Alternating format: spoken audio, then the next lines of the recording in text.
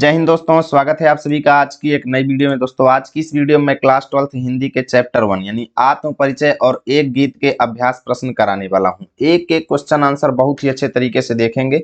और हाँ, आज की इस वीडियो को अगर आप अंतिम तक देख लेते हैं तो भाई पहली बात तो ये है कि आपको एक भी क्वेश्चन आंसर रटने की आवश्यकता नहीं पड़ेगी, क्योंकि इतने सरल तरीके से आंसर बनाए गए हैं जो आपके सीधा दिमाग में छप जाएंगे। बिल्कुल भी उन्हें आप रटेंगे नहीं, आसानी से बोर्ड एग्जाम में लिख पाएंगे।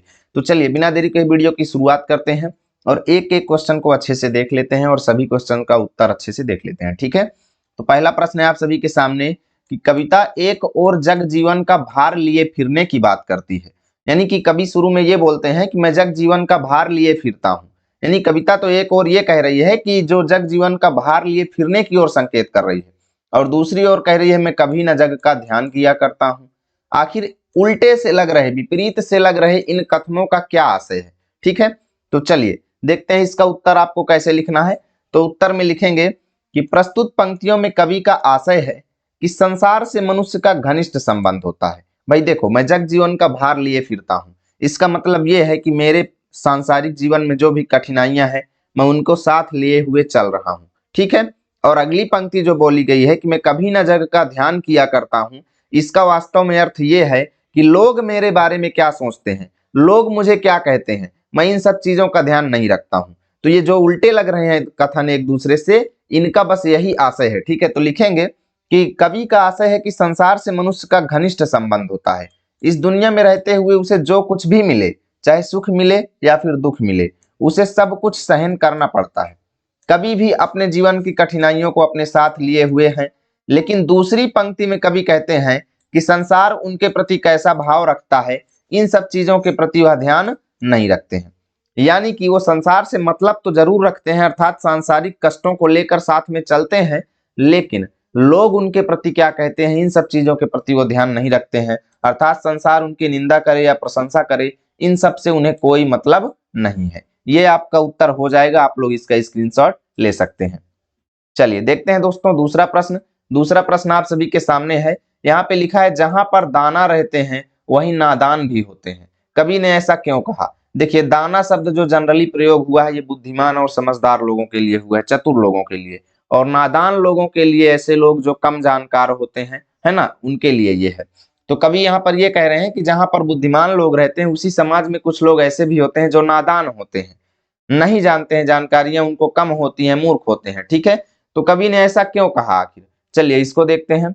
तो यहाँ पर लिखेंगे कि जहां पर दाना रहते हैं वहीं पर नादान भी होते हैं। कवि ने यह वाक्य संसार की स्थिति को बताने के लिए कहा है कि भाई संसार में कई प्रकृति के लोग हैं, अलग अलग आदमी का अलग अलग स्वभाव है, अलग अलग नेचर के लोग एक साथ इस समाज में रहते हैं। ठीक है, कवि के अनुसार इस संसार में दो विरोधी यानी अलग अलग प्रकृति के लोग रहते हैं। कुछ दाना अर्थात बुद्धिमान लोग होते हैं, तो वहीं पर नादान लोग भी रहते हैं। जहां पर बुद्धिमान लोग होते हैं वहीं पर समाज में, उसी समाज में कुछ लोग ऐसे भी होते हैं जो नादान होते हैं। इनमें से कुछ अच्छे तथा कुछ बुरे भी होते हैं, है ना।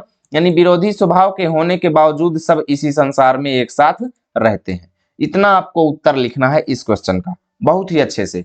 पूरा नंबर आपको मिलेगा, ये मेरी गारंटी है दोस्तों। चलिए देखते हैं तीसरा प्रश्न। तो तीसरा प्रश्न आप सभी के सामने है कि मैं और जग और कहाँ का नाता। पंक्ति में ये और शब्द की विशेषता बताइए। यानी ये और शब्द यहाँ पर एक बार आया, फिर यहाँ पर एक बार आया और फिर एक बार आया। आखिर इसका मतलब क्या है, ये बार बार आ रहा है? ठीक है, तो इसका उत्तर देखेंगे कि 3 बार और शब्द आने से इस पंक्ति में यमक अलंकार हो गया है। कौन सा अलंकार? यमक अलंकार। क्योंकि भाई देखो, पहला और जो आया है, पहला और जो आया है ये कवि को समाज से अलग करने के लिए आया है। ठीक है, मैं और यानी मैं समाज से अलग। ठीक है, मैं और कहाँ का नाता, और जग और ये कहाँ का नाता। ठीक है ना, यानी पहला और जो है ये कवि को समाज से अलग करता है, और दूसरी बार और शब्द का प्रयोग दुनिया की विशेषता बताने के लिए किया गया है, और तीसरी बार और कहाँ का नाता, तो और शब्द के प्रयोग द्वारा कवि यह बताते हैं कि दुनिया और कवि के बीच में कोई रिश्ता अर्थात कोई भी रिलेशन नहीं है। ठीक है, वो दुनिया की बातों को ध्यान में नहीं रखते हैं, दुनिया उनको क्या कहती है, कौन उनको क्या बोलता है, इन सब चीजों से उनको मतलब नहीं रहता है। दुनिया और कवि के बीच में कोई रिलेशन नहीं है। ठीक है, इतना उत्तर आपको लिखना है। चलिए देखते हैं चौथा प्रश्न। तो चौथा प्रश्न है आप सभी के सामने कि शीतलवाड़ी में आग होने का क्या अभिप्राय है। बहुत ही अच्छे से ये चैप्टर जो लोग पढ़े होंगे तो वो लोग जानते होंगे कि ये प्रश्न वाकई में बन कहाँ से रहे हैं। शीतलवाड़ी में आग लिए फिरता हूँ, है ना, ये सब जो है आप चैप्टर में पढ़े होंगे। तो उत्तर में लिखेंगे कि भाई देखो, शीतलवाड़ी में आग का अर्थ है कि कवि की वाणी जो कि सुनने में शांत और प्रिय है। भाई सुनोगे तो आपको शांत लगेगी, एकदम मौन, और प्रिय लगेगी, मीठी लगेगी। लेकिन कवि जो है ना अपनी शीतल और मधुर आवाज में भी जोश, आत्मविश्वास, साहस, दृढ़ता जैसी भावनाएं बनाए रखते हैं ताकि वह लोगों को जागृत कर सकें। ठीक है, बस इतना आपको लिखना है कि शीतलवाड़ी में आग लिए फिरता हूँ, मेरी वाणी जो दिखने में नॉर्मल है उसके अंदर भी बहुत सारी भावनाएं भरी हुई हैं। कवि वास्तव में ये कहना चाहते हैं, ठीक है, कि मेरी वाणी में भी एक गहरी संवेदना भरी हुई है, एक गहरे विचार भरे हुए हैं जो मैं आपके समक्ष रख रहा हूं। ठीक है, चलिए अगला देखते हैं। भाई देखो, बहुत सारे लोग अभी तक वीडियो को लाइक शेयर नहीं किए होंगे, तो प्लीज यार लाइक शेयर कर दिया करें अगर आप चाहते हैं मैं एक एक चैप्टर ऐसे ही पढ़ाऊं। ठीक है, चलिए देखते हैं पांचवा। पांचवा है दोस्तों कि बच्चे जो हैं वो किस बात की उम्मीद में, आशा में नीड़ों अर्थात घोंसलों से झांक रहे होंगे। यानी बच्चे जो है किस उम्मीद से, घोंसलों से झांकते रहते हैं। ठीक है, तो इसका उत्तर आप लोग लिखेंगे कि बच्चे अपने माता पिता के जल्दी लौटने की आशा में नीड़ों अर्थात घोंसलों से झांकते रहते हैं, क्योंकि उनके माता पिता उनके भोजन की तलाश में सुबह जल्दी घोंसले से निकल जाते हैं और बच्चे भूख से व्याकुल एवं माता पिता के प्रेम से वंचित बच्चे अपने अभिभावकों के जल्दी से जल्दी घर लौटने की प्रतीक्षा में व्याकुल रहते हैं। वे यह आशा कर रहे होंगे कि वापस लौटने पर उनके माता पिता ना सिर्फ उन्हें खाना देंगे बल्कि ढेर सारा प्यार भी लुटाएंगे। ठीक है, बस इतना उत्तर आपको लिखना है। ठीक है भैया, लाइक शेयर आप लोग कर देना। चलिए देखते हैं अगला प्रश्न। अब यहाँ पे छठवां प्रश्न है कि दिन जल्दी जल्दी ढलता है, इस लाइन की आवृत्ति से कविता की किस विशेषता का पता चलता है।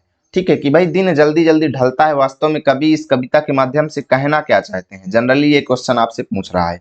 ठीक है, तो उत्तर इसका लिखेंगे कि दिन जल्दी जल्दी ढलता है कि आवृत्ति से कविता में समय के निरंतर परिवर्तनशील होने और जीवन की क्षणभंगुरता की विशेषता का पता चलता है।